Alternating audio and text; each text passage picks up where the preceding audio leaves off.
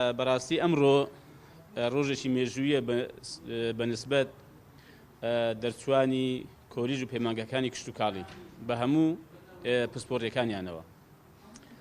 من لێرەوە بەڕاستی سوپاس و پێزانینی خۆمان وەکو لیژنەی کشت و کاڵ و ئاودێری لە پەرلەمانی کوردستان ئاراستەی سەرۆکایەتی پەرلەمان و پەرلەمانتارەکان بەگشتی دەکەین کە دەرچوانی ئەم پرۆژە یاسایە سەرپەرشتیکردنی پرۆژە کشت و کاڵەکان ئیزماعی هێناوە. ئەم پرۆژەیە